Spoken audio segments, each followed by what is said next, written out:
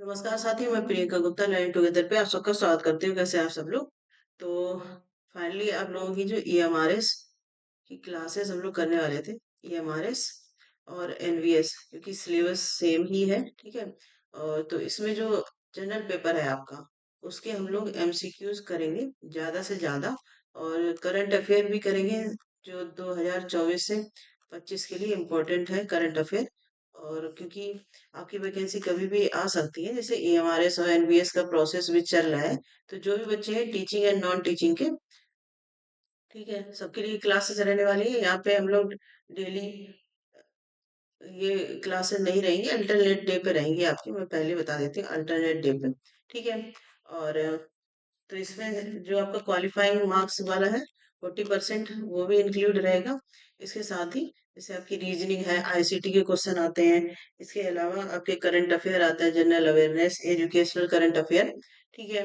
तो वो सारे टॉपिक हम लोग इंक्लूड करके यहाँ पे सारी चीजें करेंगे। तो सबसे पहले ये आपका प्रैक्टिस सेट 1 है। ज्यादा ज्यादा इसको शेयर भी करते हैं, जो बच्चे भी एकलव्य मॉडल रेजिडेंशियल या नवोदय या केवीएस वगैरह की तैयारी कर रहे हैं, जहाँ पे कॉमन सब्जेक्ट आते हैं आपके, आईसीटी है, रीजनिंग है, हिंदी है, इंग्लिश है, ठीक है। इसके अलावा टीचिंग एप्टीट्यूड है। तो इन सबके ही क्वेश्चन हम लोग करने वाले हैं। और ये आपकी सीरीज आज से स्टार्ट हो गई है, और ये कंटिन्यू रहेगी, अल्टरनेट डे पे रहेगी, लेकिन कंटिन्यू रहेगी। और जैसे ही आपका एग्जाम आता है, वैसे ये फिर रेगुलर बेसिस पे इसको कर दिया जाएगा, ठीक है। तो यहाँ पे क्योंकि हम लोग हिंदी और इंग्लिश की क्लासेस कर चुके हैं 40% क्वालिफाइंग मार्क्स के लिए, ठीक है। तो क्लासेस से आपको कुछ फायदा हो सकता है। जो नॉन हिंदी स्टेट के बच्चे हैं, वो क्लासेस देख सकते हैं। बाकी यहाँ पे भी प्रैक्टिस करके आप अपनी जो हिंदी का पोर्शन है, या फिर जो हिंदी मीडियम से बच्चे हैं जिनको इंग्लिश में दिक्कत आती है, वो एमसीक्यूज के माध्यम से अपनी हिंदी और इंग्लिश तैयार कर सकते हैं। क्योंकि आपको पता है 40% क्वालिफाइंग इन नेचर होना चाहिए, अदरवाइज आप आउट हो जाएंगे कंपटीशन से, ठीक है। तो इसकी प्रैक्टिस इसीलिए मैंने स्टार्ट कर दी है, जिससे कि जब तक आपका एग्जाम होता है तब तक आप अ, अच्छे से तैयार हो जाए उस चीज के लिए। तो स्टार्ट करते हैं यहाँ पे। और ये सारे प्रीवियस ईयर क्वेश्चन ही हैं, एनवीएस के, ईएमआरएस जो आपका हुआ था उसके भी कुछ इसमें रहेंगे, ठीक है। केवल जो करंट अफेयर का पार्ट है उसके क्वेश्चन मैं अलग से लेके आऊंगी, क्योंकि पिछला करंट अफेयर तो आपका पूछा नहीं जाएगा, नया ही पूछा जाएगा, ठीक है। तो इस प्रकार से अच्छे से तैयारी करते चलेंगे। आपका काम है ज्यादा ज्यादा शेयर करें और सब्सक्राइब करें। और जो भी क्वेश्चन यहाँ पे पूछे जाते हैं, एक क्वेश्चन में डेली आपको दूंगी भी, तो उसको आप कमेंट सेक्शन में उसका आंसर देंगे, ठीक है। तो स्टार्ट करते हैं। सबसे पहले यहाँ पे क्वेश्चन है, निम्नलिखित में स्वर संधि का उदाहरण नहीं है, ठीक है। तो स्वर संधि का उदाहरण नहीं है, यहाँ पे चार ऑप्शन दिए गए, महेंद्र, उद्धार, सतीश, लघु, लघुर्मी, ठीक। तो यहाँ पे जो आपका उद्धार है, इसका अगर संधि विच्छेद करेंगे तो ये क्या हो जाएगा, उत प्लस हार, ठीक है। और ये क्या होता है, उत प्लस, जैसे मैंने आपको जो क्लासेस करवाई थी उस, अगर आपने वो नहीं देखी है तो आप देख सकते हैं, ठीक। तो ये क्या हो जाएगा आपका, व्यंजन संधि हो जाएगी, ठीक है। क्योंकि यहाँ पे तो आ रहा है, ये जो नीचे ऐसे लगाते हैं, इसका मतलब क्या होता है, आ प्लस यहाँ पे हा, ठीक है। तो ये क्या हो गया आपका व्यंजन संधि का उदाहरण हो गया। स्वर संधि में क्या है, आपके जो स्वर है वो केवल आएंगे दोनों तरफ से, ठीक है। स्वर कौन कौन से होते हैं, आ, ई, आपका उ, इस प्रकार से। जैसे महेंद्र का अगर देखें, तो ये यहाँ पे क्या हो जाएगा, मही प्लस इंद्र, ठीक है। तो यहाँ पे आप देख सकते हैं छोटी ई आ रही है, मतलब ई प्लस ई, ये दोनों क्या हो गया, स्वर। तो ये किसमें आ जाएगा, स्वर संधि में। इस प्रकार से, इस प्रकार के। तो यहाँ पे जो आंसर है आपका, वो क्या हो जाएगा, उद्धार आंसर यहाँ पे करेक्ट हो जाएगा, ठीक है। नेक्स्ट क्वेश्चन हम लोग देखेंगे यहाँ पे। इसके साथ यहाँ पे मैं आपको ये और भी ऑप्शन बता देती हूँ, एक सेकेंड। इसको अलग से थोड़ा सा बता देते हैं, जिससे कि आपको थोड़ा सा और क्लियर हो जाए चीजें, ठीक है।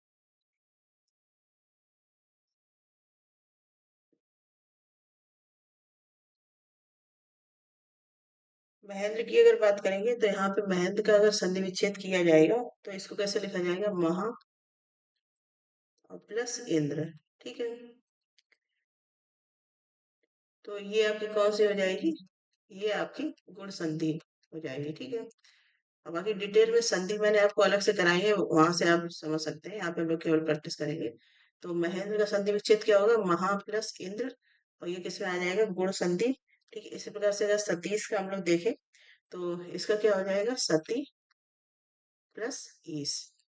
ठीक है, तो ये किसमें आ जाएगा, देखो यहाँ पे बड़ी एक ही मात्रा है ये, तो ई और प्लस ई, तो ये किसमें आ जाएगा आपका, दीर्घ संधि में, दीर्घ संधि। ठीक है, इस प्रकार से लघु ऊर्मी के जब हम लोग करेंगे तो इसके संधि विच्छेद क्या होगा, संधि विच्छेद भी आपको ध्यान रखना है, क्योंकि ये संधि विच्छेद आपसे पूछे जा सकते हैं।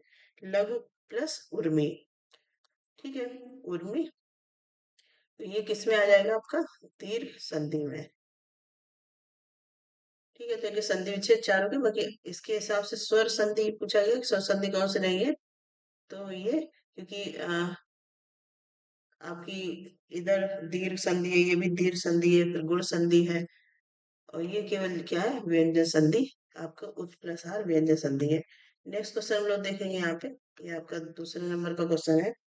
तो यहाँ पे पूछा गया प्रत्येक शब्द में समास है।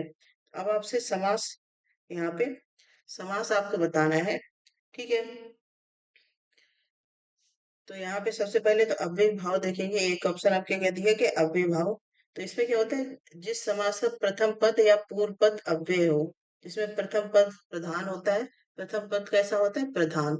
यहाँ पे हमेशा आपको याद रखना है, जो प्रथम पद है आपका वो कैसा होता है, प्रधान होता है। ठीक है, इसके बाद तो उसे क्या कहते हैं, अव्ययी भाव समास कहते हैं। अव्ययभावी समास में क्या होता है, प्रथम पद प्रधान होता है, जैसे यहाँ पे ये दिया गया है प्रत्येक, अगर इसका संधि विच्छेद करेंगे हम लोग, ठीक है, तो ये क्या हो जाएगा, प्रति और प्लस एक, मतलब यहाँ पे अब जो प्रथम पद है आपका, पहला वाला पद वो कैसा है, प्रधान है। ठीक है, तो अव्यय भाव की परिभाषा में क्या होती है, जब प्रथम पद प्रधान होता है तो उसको क्या कहते हैं, अव्यय भाव समास। तो यहाँ पे आपका ऑप्शन क्या हो जाएगा, सही, अब ए ऑप्शन यहाँ पे पहला वाला सही हो जाएगा। ठीक है, द्वंद्व समास कौन से होते हैं, जैसे आपका हो गया माता पिता, जिसमें और आ रहा है बीच में, जैसे माता और पिता। ठीक है, इसी प्रकार से हो गया भाई बहन, भाई बहन, तो यहाँ पे क्या है, भाई और बहन, तो इस प्रकार के समास क्या होते हैं, द्वंद्व समास। ठीक है, नेक्स्ट क्वेश्चन हम लोग देखते हैं, सोना का समानार्थी शब्द नहीं है, मतलब यहाँ पे पर्यायवाची से रिलेट करके क्वेश्चन पूछा है। तो सबसे पहले तो सोना के आपके समानार्थी शब्द कौन कौन से होते हैं, अगर सोना के समानार्थी शब्द की बात की जाए तो कौन कौन से हो जाएंगे आपका, जो एग्जाम में पूछे भी जाते हैं, आप हेम है, हाटक।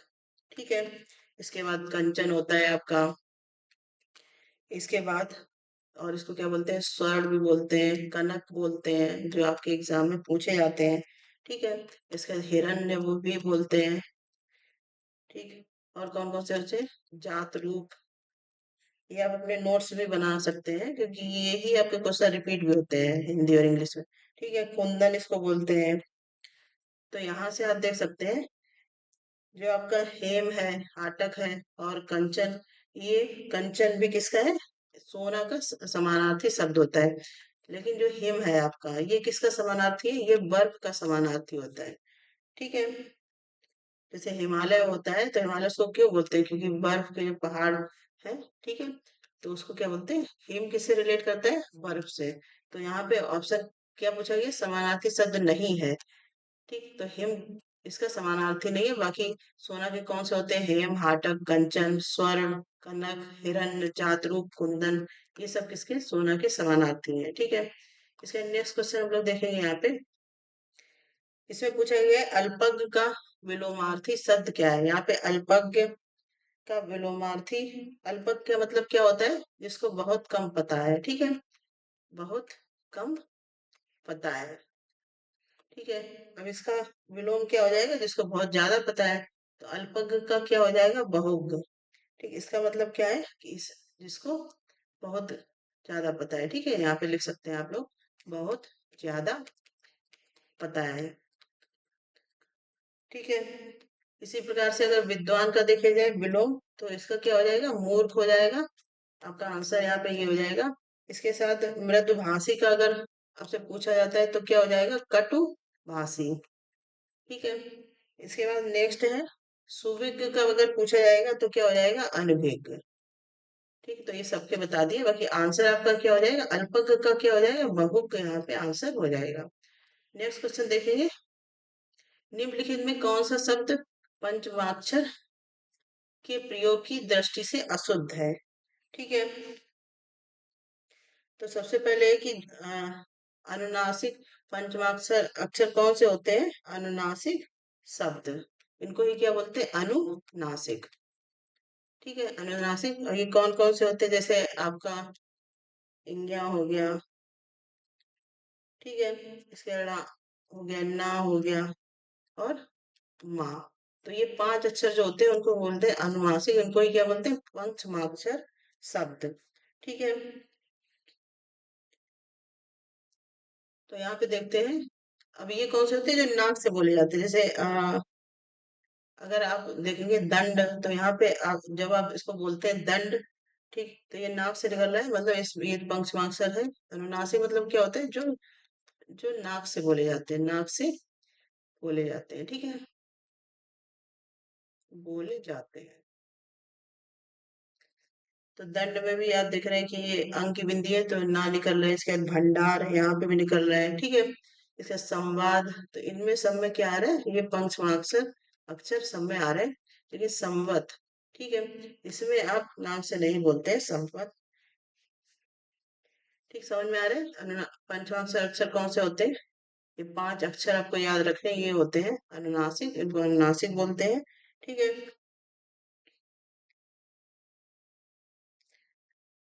तो यहाँ पे आंसर कौन सा हो जाएगा आपका, संवत आंसर सही हो जाएगा। नेक्स्ट क्वेश्चन है, थोता चना बाजे घना लोकोक्ति का सही अर्थ क्या है। तो यहाँ पे आपको एक लोकोक्ति दी गई है, इसका अर्थ आपको बताना है। तो ज्ञान कम पर दिखावा अधिक, इसके बाद खूब गप मारना, अज्ञानता का परिचय देना, खूब जोर जोर से बोलना। तो थोता चना बाजे घना मतलब ज्ञान कम है लेकिन बहुत ज्यादा दिखाना, यही आपका आंसर हो जाएगा। ये लोकोक्ति का अर्थ, ये बहुत बार एग्जाम में पूछा गया है, इंपॉर्टेंट भी है। ठीक है, तो ये आपको पता होना चाहिए। नेक्स्ट क्वेश्चन हम लोग देखेंगे यहाँ पे, नए युग का प्रवर्तन करने वाले के लिए एक शब्द। अब यहाँ पे एक पूरा वर्ड दिया गया है जिसको आपका एक शब्द बताना है। नए युग का प्रवर्तन करने वाला, उसको क्या बोलते हैं, युग दृष्टा, अवतार, युग प्रवर्तक, युग चेतक। तो जो नए युग का प्रवर्तन करने वाला को क्या बोलते हैं, युग प्रवर्तक। ठीक है, ऐसे प्रैक्टिस करते जाएंगे आपको तैयार हो जाएगा। ठीक है, नेक्स्ट क्वेश्चन है यहाँ पे। अब यहाँ पे एक गद्यांश दिया गया जिसको आपको ध्यान पूर्वक पढ़ना है, उसके हिसाब से ही आपको यहाँ पे उसके आंसर भी दे रहे हैं। ठीक है, तो इसको जो भी कोई गद्यांश दिया जाता है उसको सही से सॉल्व करने का तरीका क्या है, सबसे पहले तो आप प्रश्न, जो प्रश्न दिए गए हैं, ठीक है, उनको पढ़ेंगे। जैसे यहाँ पे लिखा है, निम्नलिखित में कौन सा कथन सही है। ठीक है, अब यहाँ पे आपको ये पूरा पढ़ना होगा। जैसे यहाँ पे प्रेम का कारण बहुत कुछ अनिर्दिष्ट और अज्ञात होता है, पर श्रद्धा का कारण निर्दिष्ट और ज्ञात होता है। अब कभी कभी केवल एक साथ रहते रहते दो प्राणियों में यह भाव उत्पन्न हो जाता है कि वे बराबर साथ रहे, उनका साथ कभी ना छूटे। प्रेमी प्रिय के संपूर्ण जीवन चक्र के सतत साक्षात्कार का अभिलाषी होता है। वह उनका वह उसका उठना बैठना चलना फिरना सोना खाना पीना कुछ सब कुछ देखना चाहता है। संसार में बहुत से लोग उठते बैठते चलते फिरते हैं, पर सबका उठना बैठना चलना फिरना उसको वैसा नहीं लगता है। ठीक है, प्रेमी प्रिय के जीवन को अपने जीवन से मिलाकर एक निराला मिश्रण तैयार करना चाहता है। वह दो से अधिक एक करना चाहता है। सारांश यह है कि श्रद्धा में दृष्टि पहले कर्मों पर होती हुई श्रद्धे तक पहुंचती है, और प्रीति में प्रिय से होती हुई उसके कर्मों तक आदि पर आ जाती है। एक दूसरे में व्यक्ति को कर्मों द्वारा मनोहरता प्राप्त होती है, दूसरी में कर्मों को व्यक्ति द्वारा। एक में कर्म प्रधान है, दूसरे में व्यक्ति। ठीक है, तो ये आपका दिया गया है। इस हिसाब से यहाँ पे जब हम लोग इसको अच्छे से पढ़ेंगे, यहाँ पे पूछा गया कि कौन सा कथन सही है। तो प्रेम का कारण निर्दिष्ट होता है, ठीक है, इसके दिया गया श्रद्धा का कारण अज्ञात होता है। प्रेमी प्रिय के संपूर्ण जीवन चक्र को जानना चाहता है। तो अभी हम लोगों ने जब पढ़ा है तो यहाँ से आपका जो सी ऑप्शन है वो सही निकल के आ रहा है, ठीक है। तो यहाँ पे ये बहुत सिंपल होते हैं, आपको जो भी गद्यांश दिया है उसके हिसाब से पढ़ के बताने होते हैं, ठीक है। नेक्स्ट क्वेश्चन है यहाँ पे, प्रेमी प्रिय के संपूर्ण जीवन क्रम में क्या देखना नहीं चाहता है। तो क्या नहीं देखना चाहते, खाना पीना, भागना दौड़ना, चलना फिरना, उठना बैठना। तो उसको भागना दौड़ना वो नहीं देखना चाहता है, बाकी खाना पीना, चलना फिरना, उठना बैठना सब कुछ देखना चाहता है, ठीक है। इसका नेक्स्ट क्वेश्चन है यहाँ पे, निम्नलिखित में कौन सा कथन सही नहीं है। तो यहाँ पे आपको बताना है पढ़ के कौन सा कथन सही नहीं है। प्रेमी प्रिय के जीवन को अपने जीवन से मिलाना चाहता है, प्रेमी अपने प्रिय के जीवन को मिलाकर मिश्रण तैयार करना चाहता है, श्रद्धा में दृष्टि कर्मों पे होती है, प्रीति में दृष्टि कर्मों से श्रद्धे पे जाती है, ठीक है। तो यहाँ पे सही नहीं पूछा गया, तो डी ऑप्शन आपका सही हो जाएगा, ठीक है। इसको 2-3 बार आप प्रैक्टिस करिएगा, ये उन लोगों के लिए बहुत हेल्पफुल रहेगा जो नॉन हिंदी स्टेट से आते हैं, मतलब जहाँ पे हिंदी नहीं बोली जाती है। आप लोग इसको अच्छे से तैयार कर सकते हैं, ठीक है। जैसे कि आपके 10 क्वेश्चन पूछे जाएंगे एग्जाम में, उसी हिसाब से हम लोग 10 क्वेश्चन की प्रैक्टिस किया करेंगे। और 10 क्वेश्चन से भी मैं आपको जैसे सारे यहाँ पे ऊपर जो क्वेश्चन थे इनके बताती जा रही हूँ साथ साथ में, तो यहाँ से आपके और भी क्वेश्चन तैयार होते चले जाएंगे, आप इसके नोट्स भी बना सकते हैं, ठीक है। बाकी समझना सबसे इम्पोर्टेंट है। अब हम लोग रीजनिंग के कुछ क्वेश्चन करेंगे जो आपके एग्जाम में आते हैं, और ये सबके लिए है, टीचिंग प्लस नॉन टीचिंग सबके लिए ही यहाँ पे ये रहेंगे, ठीक है। अब रीजनिंग के क्वेश्चन हम लोग करते हैं, यहाँ पे दिया गया है हिंदी इंग्लिश दोनों में है, तो किसी को दिक्कत नहीं होगी। बाकी हिंदी और इंग्लिश वाला पार्ट हिंदी का हिंदी में ही रहेगा, क्योंकि वो हिंदी में ही आएगा, वो आपका इंग्लिश में नहीं आएगा, ठीक है। और इंग्लिश वाला भी इंग्लिश में ही आएगा, तो उसको वैसे देखेंगे। तो यहाँ पे दिया गया है कि 6 अध्यापक ए बी सी डी ई और एफ उत्तर दिशा की ओर देखते हुए पंक्ति में खड़े हैं, किंतु इसी क्रम में नहीं, ठीक है। मतलब कोई 6 व्यक्ति हैं, 6 पर्सन खड़े हैं। सबसे पहले तो आपको उत्तर दिशा पता होना चाहिए, तो इधर क्या होता है, पूर्व मतलब ईस्ट, इधर क्या होगा, वेस्ट, ठीक है। पूर्व पश्चिम इधर होता है, इसके बाद आपका उत्तर किधर होता है, उत्तर मतलब नॉर्थ, ठीक है। और फिर दक्षिण, इसको क्या बोलते हैं, साउथ बोलते हैं, साउथ, ठीक है।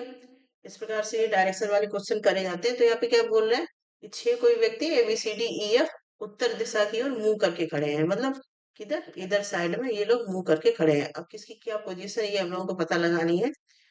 यहाँ पे सी ए और ई के बीच में खड़ा है, जो सी है।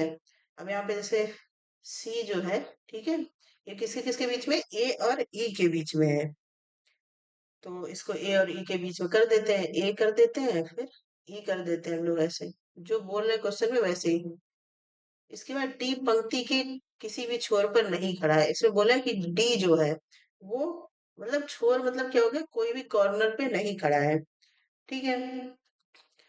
इसके बाद है और एफ भी दाएं छोर पर नहीं खड़ा है। एफ कहाँ पे नहीं खड़ा है, एफ जो है आपका जो राइट एंड पे नहीं खड़ा है, ठीक है। तो इधर राइट होता है आपका, इधर क्या हो जाएगा, राइट, इसको क्या बोलते हैं, दाया, हिंदी वाले, ठीक है। इधर क्या हो जाएगा, बाया, अगर इस हिसाब से हम लोग देखें, ठीक है। इसको क्या बोलते हैं, लेफ्ट, ठीक है। समझ में आ गया। तो यहाँ पे जो जो बोल रहे हैं वैसे हम लोग करते जा रहे हैं। डी जो है पंक्ति के छोर पे नहीं खड़ा है, मतलब ये ना इधर खड़ा है ना इधर, छोर मतलब कॉर्नर में नहीं खड़ा है, ठीक। इसके बाद है एफ भी दाएं छोर पे नहीं खड़ा है, मतलब एफ जो है आपका दाएं छोर मतलब इधर नहीं खड़ा है, तो ये इधर हो सकता है, ठीक है। आगे हम लोग देखते हैं, बी ई के एकदम दाएं पर खड़ा है, बी जो है ई के दाएं पे।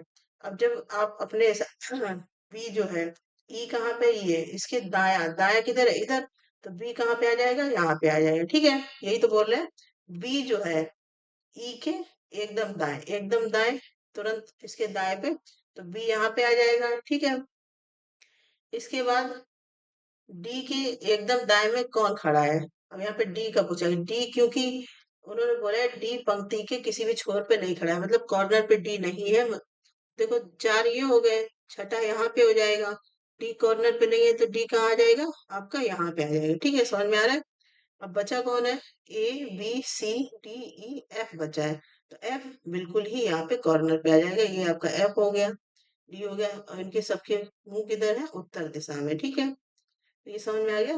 ये क्वेश्चन आप फिर से करेंगे तो यहाँ पे दिख जाएगा। अब पूछा क्या गया है डी के एकदम दाएं में कौन खड़ा है? अब डी का दायां किधर होगा? जब जैसे इधर मुंह किए हुए खड़ा है तो इसका दायां इधर होगा और बायां इधर होगा, मतलब राइट इधर होगा और लेफ्ट इधर होगा, ठीक है। तो इसका दायां पूछा गया तो दाएं में कौन है? ए है। अगर यहाँ पे आप देखेंगे दाएं में कौन हो जाएगा? ए हो जाएगा, ठीक है, जो हमारा क्वेश्चन पूछा गया है। तो डी यहाँ पे ए ऑप्शन जो है आपका करेक्ट हो जाएगा, ठीक है, समझ में आ गया होगा। इसके बाद नेक्स्ट क्वेश्चन हम लोग देखेंगे यहाँ पे। नेक्स्ट क्वेश्चन दिया गया है, an association plans to organize sports competition for 5 sports in a week as one sport in each day। मतलब एक वीक में एक स्पोर्ट ऑर्गेनाइज किया जाता है, ठीक है, और वीक में कितने? 5 दिन। The schedule has been plan according to the following conditions given by the sport complex. अब यहाँ पे कुछ शेड्यूल दिया गया, उसको देख लेते हैं, ठीक है।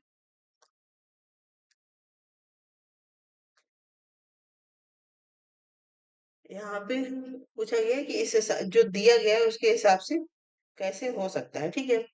तो अगर यहाँ पे हम लोग देखेंगे, ऑप्शन पढ़ते हैं यहाँ पे क्या क्या दिए गए हैं। बैडमिंटन, टेनिस और तैराकी के बीच में नियोजित किया जाता है, ठीक है।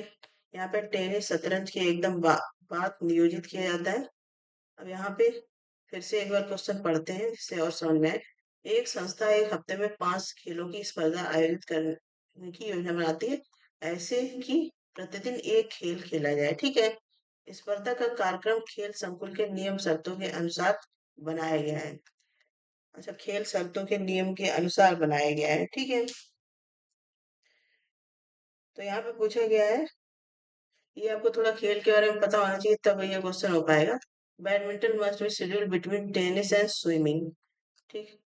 तो बिटवीन बैडमिंटन जो है, सबसे पहले इसको देखते हैं। बैडमिंटन मस्ट भी जो बैडमिंटन है टेनिस और तैराकी के बीच में नियोजित किया गया है, ठीक है। टेनिस और आपके स्विमिंग के बीच में इसको नियोजित किया गया है, ठीक है।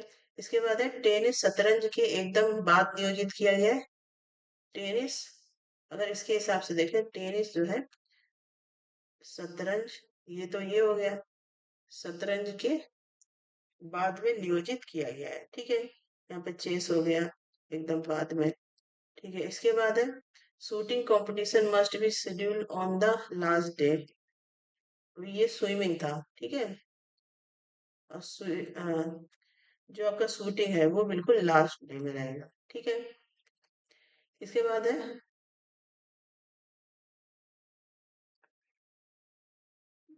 ठीक है, मतलब ये जितने ऑप्शन दिए गए हैं उनको हिसाब से मिला के आपको बताना है कि कौन सा आंसर यहाँ पे सही होगा, ठीक है, समझ गए। यहाँ पे 3 दे दिए गए हैं। तो चेस जो है, उसके बाद टेनिस होगा, फिर बैडमिंटन और जो था स्विमिंग और टेनिस के बीच में था, और शूटिंग सबसे लास्ट में रहेगा, ठीक है। 1 2 3 4 5 पांचों हो गए। तो यहाँ पे उसके हिसाब से कौन सा हमारा सही बैठेगा, यहाँ पे अगर देखेंगे तो आप देख सकते हैं। सबसे पहले यहाँ पे दिया गया है chess, swimming, badminton, tennis, shooting, ठीक है। पहला तो ये दिया गया है, लेकिन ये गलत है। जो हमने निकाला है हमारा क्या है, सी के बाद टी, फिर बी, फिर स्विमिंग, ये एस डब्ल्यू, इसका फिर शूटिंग, ठीक है। इस हिसाब से सीक्वेंस बनना चाहिए। तो शूटिंग के बाद टेनिस आना चाहिए, शूटिंग चेस, सॉरी चेस के बाद टेनिस, टेनिस के बाद बैडमिंटन, फिर स्विमिंग, फिर आएगा शूटिंग। तो इन 3 जो कंडीशन दी है उनके अकॉर्डिंग आपका बी ऑप्शन जो है वो सही हो जाएगा, ठीक है। सिंपल है यहाँ पे। इसके नेक्स्ट क्वेश्चन हम लोग देखते हैं यहाँ पे। अब यहाँ 5 लड़के एक बेंच पर इस प्रकार बैठे हैं। 5 boys are sitting on a bench in such a way that A between B and E is to the right of C. जैसे अभी हम लोगों ने पिछला क्वेश्चन किया था उसके हिसाब से ये B is to the left of the D but right of A who is sitting in the middle. यहाँ पे 5 लड़के बेंच पे इस प्रकार बैठे हैं कि ए बी के मध्य में है, ठीक है। तो हम लोग जिस जैसे जैसे बता रहे हैं वैसे वैसे करते चले जाएंगे। ए जो है आपका, ठीक है, ए कहाँ पे? बी और ई के मध्य में है। तो इसको बी और ई के इधर बी ले लेते हैं, एक सेकेंड। ए, ए आपका कहाँ पे बैठा है? बी और ई के मध्य में, ठीक है।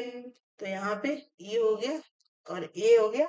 ठीक है, ये बोला जा रहा है। इसके बाद ई सी के दाईं ओर है। अभी मैंने आपको बताया दाईं ओर, इधर राइट हो गया, दाएं मतलब राइट, और इधर क्या हो गया लेफ्ट। ठीक है, तो दूसरा स्टेटमेंट क्या दिया गया है, ई जो है सी के दाईं ओर है। अब सी के दाईं ओर होगा तो ई यहाँ पे है, सी के, सी आपका यहाँ हो जाएगा, तभी तो इसके दाईं ओर ही होगा। ठीक है, इसके बाद बोला गया है बी और डी के बाईं ओर किंतु ए के दाईं ओर है। बी जो है डी, बी डी के बाईं ओर, बी जो है डी के किधर है, बाईं ओर। बायां किधर होता है, जिधर आपका लेफ्ट साइड। जब इधर इसका, अगर इसके साथ देखें तो ये बायां इसका इधर क्या हो जाएगा। ठीक है, किंतु ए के दाईं ओर नहीं है। ठीक है, मतलब हम लोग जो सीक्वेंस बनाया सही है इस हिसाब से। सबसे मध्य में कौन है, तो अगर सबसे मध्य में देखा जाए तो यहाँ पे आपका ए निकल के आ रहा है। आपको समझ में आ रहा होगा, एक बार मैं फिर से बता देती हूँ। यहाँ पे सबसे पहले बोला ए और ए, पी और ई के मध्य में है, तो ए को हमने पी और ई के मध्य में कर दिया। ठीक है, अगर हम लोग ऐसे भी ले लेंगे तो देखो, अभी फिर से चेंज करना पड़ेगा। ई सी के दाईं ओर है, ई जो है सी के दाईं ओर है, तो सी मतलब, क्योंकि ये मध्य में है इसलिए ये दोनों तो इसके पास ही रहेंगे, तो सी इधर होगा, दाएं मतलब लेफ्ट हो गया, तो ई जो है सी के दाईं ओर, तो ये इधर आएगा। ठीक है, इसके बाद है बी डी के बाईं ओर है, बी जो है डी के बाईं ओर है। अब इधर तो ये इनके बाईं ओर इधर इधर आएगा। ठीक है, तो बी, इसीलिए यहाँ पे बी आपका यहाँ पे आएगा, ई यहाँ पे आएगा। ठीक है, आपको समझ में आ रहा होगा। तो यहाँ पे जो हम लोग ने ये वाला सीक्वेंस बनाया था सही था, मध्य में कौन आएगा, ए आएगा। तो इस हिसाब से ए आपका बी आंसर जो है वो सही हो जाएगा। ठीक है, नेक्स्ट क्वेश्चन हम लोग देखेंगे यहाँ पे। रीजनिंग के क्वेश्चन भी सिंपल होते हैं, सिंपल ही क्वेश्चन आपके आते हैं, बस आपको प्रैक्टिस करने की आवश्यकता है अगर आपको नहीं आते हैं। ठीक है, तो यहाँ पे देख लेते हैं, नेक्स्ट क्वेश्चन है। तो यहाँ पे भी कुछ स्टेटमेंट दिए गए हैं, उसके हिसाब से आपको आंसर बताने हैं। ठीक है, तो देख लेते हैं क्या क्या स्टेटमेंट है। Three statements have been given which are followed by two conclusions, one and two. ठीक है, assuming that the given statement are true, find out which of the conclusions is are definitely true. ठीक है, तीन कथनों के बाद दो निष्कर्ष दिए गए हैं। दिए गए कथनों को सत्य मानते हुए ये ज्ञात करना है कि कौन सा निष्कर्ष निश्चित रूप से सही है। इस प्रकार के क्वेश्चन एनवीएस में बहुत पूछे जाते हैं, और एमआरएस में भी इस बार पूछे गए, पिछला जो एग्जाम हुआ था। ठीक है, तो ये आपको क्वेश्चन देखने को ही मिलेंगे। तो यहाँ पे देख लेते हैं कौन कौन से स्टेटमेंट, एक स्टेटमेंट ये दिए गए हैं, इनके हिसाब से ये कंक्लूजन दिए गए हैं, उसके हिसाब से आपको बताना है कि आंसर कौन सा होगा। ठीक है, तो सबसे पहले तो यहाँ पे दिया गया है कि आर आपका है पी से बड़ा है। ठीक है, आर क्या है, पी से बड़ा है। तो इसको हम लोग थोड़ा सा घुमा के लिख लेते हैं, पी इधर लिख लेते हैं, आर इधर लिख लेते हैं, जो यहाँ पे लिखा है वही चीज हो गई। ठीक है, इसके बाद है एस जो है टी से छोटा है और इक्वल भी है। ठीक है, तो हम लोग इसको भी ले लेते हैं। एस कैसा है आपका, टी से कैसा है। ठीक है, वही चीज है, थोड़ा सा घुमा के लिख दिए। इसके बाद जो टी है, क्यों लिखिए, क्योंकि इसको भी एडजस्ट करना है। टी है जो आपका आर से छोटा है, तो आर की तरफ कैसा हो जाएगा, ये इस प्रकार से हो जाएगा। ठीक है, ये पोजीशन रहेगी पूरे की, जो ये स्टेटमेंट दिए गए उसके हिसाब से। ठीक है, वही दिया गया है, वैसे ही लिखा है। आर पी से बड़ा, तो आर यहाँ पे क्या हो गया, पी से बड़ा हो गया। इसके बाद एस जो है टी से छोटा या इक्वल है, तो एस भी यहाँ पे वही कंडीशन हमारी सही हो गई। इसके टी आर जो है टी से भी बड़ा है, मतलब पी से भी बड़ा है, एस से भी बड़ा है। तो अब ये पूरी एक इक्वेशन बन गई, इसके हिसाब से आपको यहाँ पे दिए गए दो स्टेटमेंट। ठीक है, कंक्लूजन। तो यहाँ पे बोला है आर क्या है, एस से बड़ा है। तो यहाँ पे देखो आर टी से बड़ा है और टी एस से बड़ा है, तो आर अपने आप कैसा हो जाएगा, एस से बड़ा हो जाएगा। ठीक है, ये वाली कंडीशन सेटिस्फाइड कर रही है यहाँ पे। ठीक है, कर रही है। देखो आर टी से भी बड़ा है, और क्योंकि आर टी से बड़ा है और टी एस से बड़ा है, तो इसका क्या मतलब हो गया, जो आर है आपका वो भी एस से बड़ा होगा। ठीक है, ये वाली सेटिस्फाइड कर रही है। इसके बाद दूसरी दी गई है पी है जो है वो टी से छोटा है। अब इसको हम लोग देख लेते हैं, पी टी से छोटा है। अब जो आर है टी से बड़ा है, इसको केवल अगर इसको देखें, आर ग्रेटर देन टी, ठीक है। तो पी का संबंध बताना है। अब आर देखो दोनों से ही बड़ा है, ठीक है। तो यहाँ पे ये इक्वल हो सकते हैं, क्योंकि आर कैसा है, इससे भी बड़ा इससे भी बड़ा इक्वल हो सकते हैं, लेकिन ये नहीं हो सकता है कि पी टी जो है इससे बड़ा हो जाए, क्योंकि ऐसा कोई हमें सिंबल नहीं दिख रहा है यहाँ पे। तो ये ना कंक्लूजन गलत हो जाएगा, ठीक है। ये इस प्रकार से लगाए जाते हैं। तो यहाँ पे आपका ए ऑप्शन ही सही हो जाएगा, केवल कंक्लूजन जो है एक सही हो जाएगा, ठीक है। कहीं भी डाउट है तो आप कमेंट सेक्शन में जरूर पूछिएगा, मैं अगले दिन क्लास में बता दूंगी आपको, ठीक है। इसके बाद नेक्स्ट है, इसी प्रकार से दूसरा क्वेश्चन है सेम। ये क्वेश्चन आप लोग करके लाएंगे और कमेंट सेक्शन में आंसर भी लिखेंगे, ठीक है। और जो बच्चे सीरियस है पढ़ाई को लेके, तो जरूर करके लाएंगे यहाँ पे, ठीक है। सेम है क्वेश्चन, बिल्कुल same question pattern, same pattern पे ही दिया गया है। नेक्स्ट क्वेश्चन हम लोग यहाँ पे देखते हैं। ये भी रीजनिंग का ही क्वेश्चन है आपका। इसको अगर देखेंगे, Mr. and Mrs. Sood have two children, Sanjay and Mona. Mona is married to Amit, who is son of Mr. Goel, who is married to Radha. इसके बाद Riddhi and Siddhi are daughters of Amit and Mona. How is Riddhi related to Mrs. Sood? ठीक है। तो ये blood and relation वाले questions हैं। ये भी सिंपल होते हैं। श्रीमान और श्रीमती सूद, सबसे पहले तो श्रीमान और श्रीमती सूद ये हो गए, ठीक है। ये मिस्टर हो गए, ये मिसेज हो गए, ठीक। कौन? सूद, ठीक है। इसके इनके दो बच्चे हैं। अब इनके दो बच्चों को हम लोग इस प्रकार से दिखा देते हैं यहाँ पे, ठीक है। इनके दो बच्चे कौन कौन से? संजय एंड मोना, ठीक है।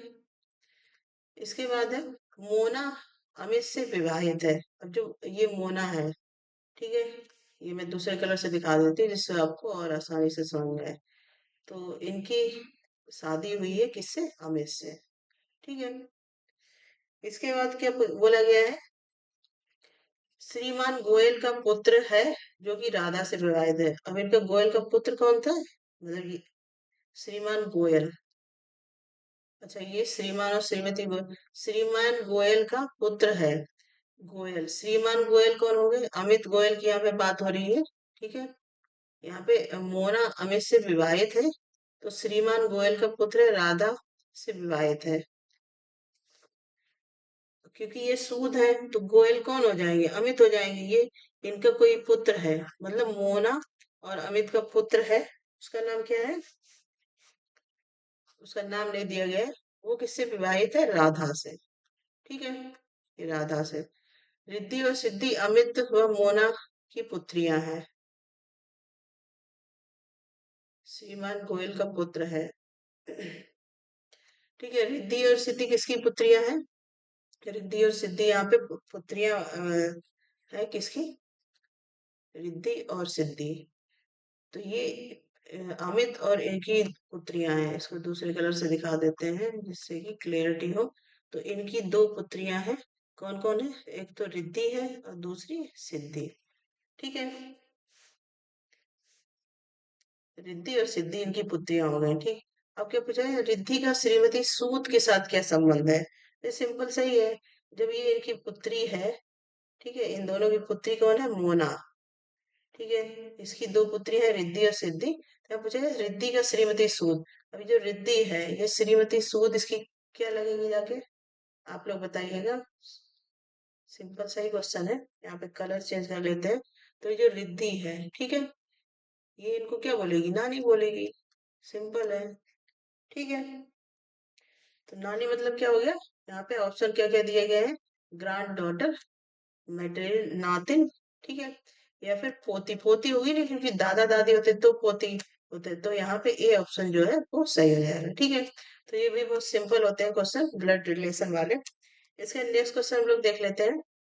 अब ये भी क्वेश्चन सेम ही दिया गया। एक व्यक्ति की तरफ संकेत करते हुए एक लड़की ने कहा, वह मेरे चाचा के पिता की पुत्री का पुत्र है, ठीक है। तो ये क्वेश्चन भी आप लोग होमवर्क में करके लेके आएंगे। आप लोगों को इस बार सिलेक्शन लेना है तो ये जरूर कमेंट सेक्शन में आंसर बताइएगा और इसको सीरियस होकर करिएगा, ठीक है, क्योंकि आप लोगों के लिए ही ये सीरीज भी चलाई गई है। इसके नेक्स्ट क्वेश्चन हम लोग देख लेते हैं यहाँ पे।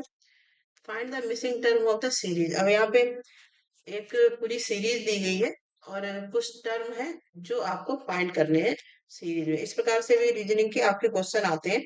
ठीक है, तो यहाँ पे देख लेते हैं। यहाँ पे क्या दिया गया है? 1331, इसके 100, 729, इसका 64। आप लोग देख रहे हैं ये स्क्वायर है। अगर आप स्क्वायर के देखें तो ये 11 का स्क्वायर हो गया। इसके बाद ये किसका हो गया? 10 का स्क्वायर। ये किसका स्क्वायर हो गया? 9 का स्क्वायर। ठीक है, ये किसका होता है? 8 का। इसके बाद ये किसका है? 6 का स्क्वायर। ये किसका है? 5 का। ठीक है, ये सीक्वेंस है। अब देखो सीक्वेंस, अब ये 11, 10, 9, 8, तो यहाँ पे कितने का होगा? 7 का स्क्वायर आएगा। आएगा 7 का स्क्वायर। ठीक है, तो यहाँ पे क्या आ जाएगा? जो क्वेश्चन मार्क की जगह पे क्या आएगा? 7 का स्क्वायर। 7 का स्क्वायर क्या होता है? 343। 7 का स्क्वायर अगर आप निकालेंगे 343। जिनको स्क्वायर करना नहीं आता है तो वो क्या करेंगे? यहाँ पे कुछ गड़बड़ हुआ है, 1 मिनट फिर से चेक कर लेती हूँ। ये सारे स्क्वायर नहीं है, कुछ क्यूब भी है। ठीक है, इसको मैं दोबारा से बता देती हूँ, 1 मिनट।